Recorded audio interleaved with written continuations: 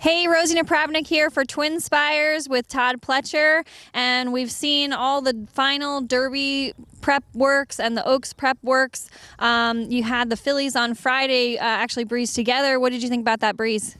I thought it was a good, productive breeze. Both fillies have settled in really well here. Seem to get over the track in good shape.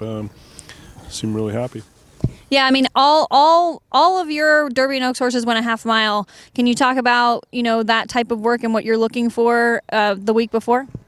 Yeah, we were looking for a little bit less this week than we did last week, and the half mile kind of tells part of the picture. The gallop out, we kind of emphasize that as well. So with the radios communicating with the riders, we can kind of control how much we're going to do on the gallop outs. And I thought all the workouts were executed the way we wanted them to, and I was really happy with the way the horses were getting over the surface here, and they all seem to be very comfortable on it. Yeah, and so Forte is one of the horses that really stood out to me. I mean, his stride seems to be just twice as long as everybody else's, especially coming down the stretch in the Florida Derby, the way he made the lead just in the final strides, but a huge stride. Doesn't seem to be a real flashy workhorse, though. Just talk about his style of breezing in the morning. He's very laid back. He's very push button. And, we weren't looking for a real strong work this time. We got a good work last week. Told Irad, let's get a 48 and change, 49 and change kind of work. We'll let him gallop out a little bit, but save something. I don't want to use him up in the morning. And so I thought we were able to execute that well. He was, full of run throughout the breeze, very much in hand. Like you said, I thought he was striding out really well on the track and got over it great.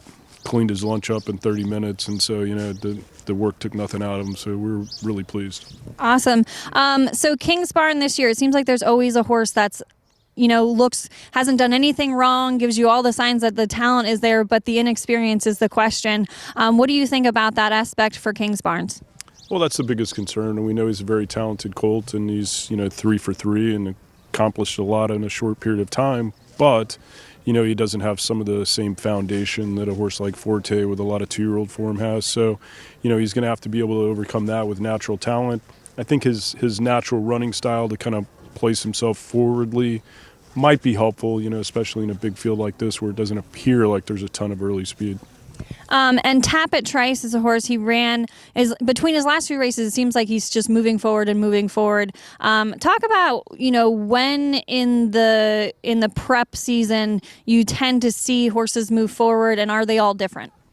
Yeah, they're all different. He's a colt that's shown a lot of talent from the very beginning when he came in, but we also knew he was a colt that would get better with some experience and get better with some more distance, and so.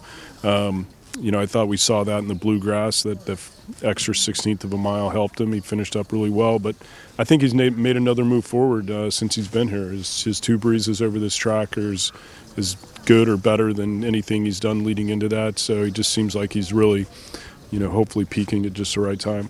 Yeah, and so you have Major Root is still a question to get in if we have any kind of defect in the field, and do you know for sure if you would go there if he gets in? We would like to run in the Kentucky Derby if he's going to get in, but we can't enter in 2 races on the same day. So I've got to talk to the guys at Spendthrift.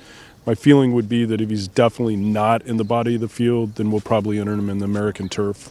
And Julia Shining still waiting to get into the Oaks, but working really well with Gambling Girl and looking good. So you're going to try to get into the Oaks as well if we happen to get that defection there. Yeah, we're going to enter, and I think she should make the also eligible and buy as much time as we possibly can. I'd love to see her get in. I think she's already proven herself at 1 1/8. She's doing great, and we'd love to give her the opportunity, but just a wait and see now.